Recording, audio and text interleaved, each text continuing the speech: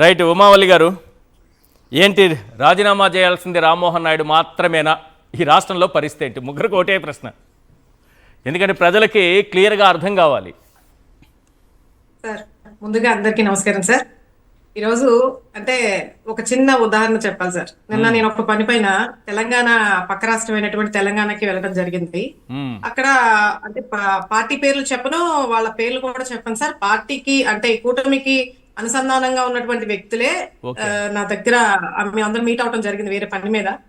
అయితే వాళ్ళు ఏమన్నారంటే ఆంధ్రప్రదేశ్ లో ఏం నడుస్తుందని చెప్పేసి నన్ను అడగడం జరిగింది. ఏం నడుస్తుందని అడిగారు. పక్కన ఉన్న వ్యక్తి ఏం చెప్పారంటే ఏముంటది ఆంధ్రప్రదేశ్ లో హత్య రాజకీయాలు, అత్యాచారాలు, దోపిడీలు, అవినీతి, అలాగే రెడ్ బుక్ రాజ్యాంగం ఇవన్నీ నడుస్తున్నాయి కదా అని చెప్పేసి వాళ్ళే చెప్పడం జరిగింది. అంటే ప్రశ్న వాళ్ళే వేస్తున్నారు, జవాబు కూడా వాళ్ళే చెప్తున్నారు.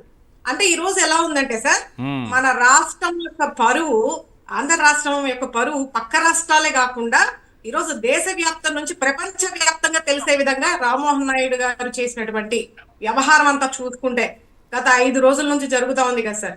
మరి రామ్మోహన్ నాయుడు గారు ఎలివేషన్స్ కోసం, సెల్ఫీ వీడియోల కోసం గతంలో జరిగినటువంటి విమాన ప్రమాదం అతి భారీగా 262 మంది గుజరాత్ విమాన ప్రమాదంలో చనిపోతే అక్కడ పరిశీలనకి అని వెళ్ళి సెల్ఫీ వీడియోలు తీసుకొని దాని మీద చూపించేటటువంటి శ్రద్ధ, పబ్లిసిటీ మీద చూపించేటటువంటి శ్రద్ధ, మరి చాలా ప్రమాణాలు చేశారు. ఆయన కూడా అధికారంలోకి రాకముందు చాలా ప్రమాణాలు చేశారు, వచ్చాక కూడా చెప్పడం జరిగింది. ఎలివేషన్స్ మంచి అభివృద్ధిలోకి తీసుకొస్తానని చెప్పేసి చెప్పడం కూడా జరిగింది విమానశాఖను సార్.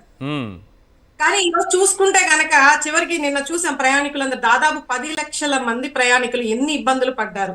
దేశవ్యాప్తంగా దాదాపు 1500కి పైగా ఫ్లైట్లు ఆగిపోయి ఎంత దారుణమైనటువంటి పరిస్థితులు ఎదుర్కొన్నారంటే మనం ఎప్పుడు కూడా చూడని విధంగా ఈ రోజు మనం గమనిస్తున్నామంటే ఈ రోజు ఇలాంటి సంఘటనలు జరుగుతున్నాయంటే దేశంలో ఎన్నడైనా ఇలాంటివి జరిగాయి సార్? ఇలాంటి భారీ ప్రమాదాలు కానీ ఇటువంటి సంక్షోభాలు కానీ ఈ రోజు మనం చూస్తున్నాం. ఇది ఒక్కటి చాలదా సార్ ఈ రోజు వైఫల్యం చెందిందని చెప్పడానికి? మరి చంద్రబాబు నాయుడు గారు నాకు సంబంధం లేదంటున్నారు కదా. నిన్న పాపం క్వశ్చన్ రాసిచ్చి జర్నలిస్టులతో క్వశ్చన్ వేయించుకుని ఏదో చెప్పే ప్రయత్నం చేసి మొత్తానికైతే మాకు సంబంధం లేదని చెప్పారా లేదా?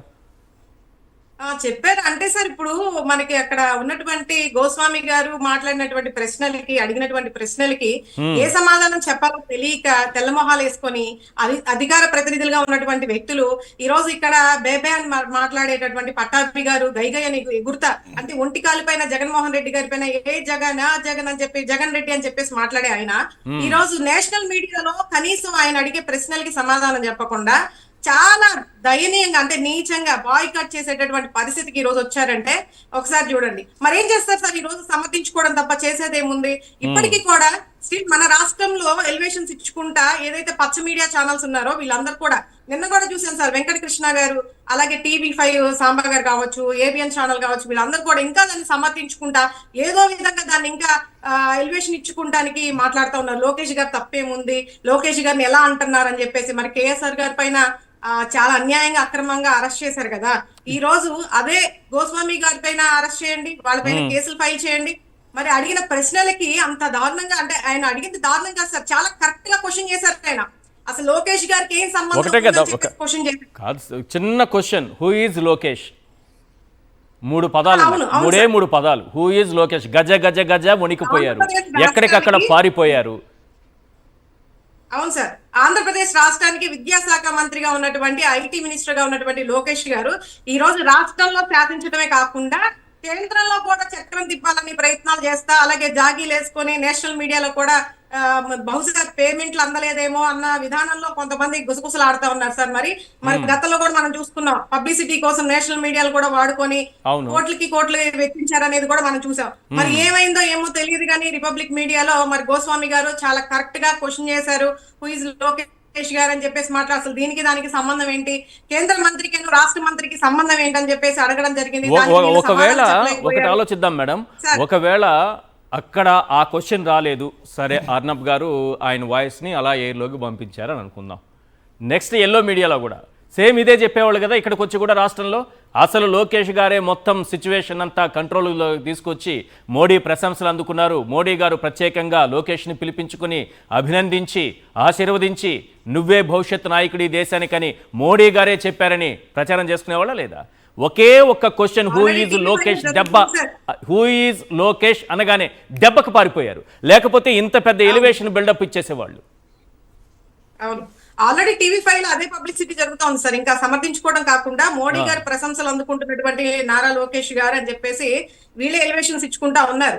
మరి ఈ రోజు ఫెయిల్యూర్ అయ్యారని చెప్పడంలో, వైఫల్యం చెందారని చెప్పడంలో మీరే చెప్పారు ఇందాక అందరు మంత్రులు ఏ విధంగా మంత్రిత్వ శాఖ మొత్తం కూడా మన రాష్ట్రంలో 25 మంది మంత్రులు ఉంటే, కేబినెట్ మంత్రులు ఉంటే, ముఖ్యంగా అన్ని శాఖల మంత్రి వ్యవహరించే వ్యక్తిగా, అలాగే షాడో ముఖ్యమంత్రిగా ప్రసిద్ధిగాంచి, రెడ్ బుక్ రాజ్యాంగ నిర్మాత రచయితగా ప్రసిద్ధిగాంచినటువంటి, అతి తక్కువ కాలంలో ప్రసిద్ధిగాంచినటువంటి మరి నారా లోకేష్ గారు ఈ రోజు సకల శాఖ మంత్రిగా కూడా పేరు పొందారు. అయితే అన్ని దాంట్లో కూడా పేరు పొంది ఈ రోజు నేషనల్ మీడియాలో ఒక్కసారిగా తెల్ల మొఖాలు వేసుకుని ఈ రోజు మాట్లాడుతూ ఇంకా సమర్థించుకుంటున్నారంటే ఈ రాష్ట్ర ప్రజలు ఆలోచించాలి సార్, ఎంత వైఫల్యం చెందుతా ఉంది. ఈ రోజు ఇంకొకటి ఆలోచించాలి సార్, 20 సంవత్సరాలు వెనక్కి వెళ్ళిపోయింది గత ప్రభుత్వం అని చెప్పేసి మాట్లాడుతా ఉన్నారు. మరి ఇప్పటి వరకు కూడా మన దేశ చరిత్రలో ఎక్కడ కూడా ఇంత దారుణమైనటువంటి సంఘటన చూడాల. ఇక్కడ వైఫల్యం ఇండియాదా లేదంటే టీడీపీ నేతలదా అనేది ప్రజలు కూడా మాట్లాడుకుంటా ఉన్నారు సార్. మరి 20 సంవత్సరాలు వెనక్కి వెళ్ళిపోయింది కదా సార్. మరి ఇప్పుడు కూడా ఈ సందర్భం చూసుకుంటే నిజంగా 20 సంవత్సరాలు వెనక్కి వెళ్ళినట్టే. అంటే గత ప్రభుత్వంలో కానీ ఎక్కడ కూడా జరగలేదు ఇలాంటి సిచ్యువేషన్స్ అన్ని కూడా. Yes madam.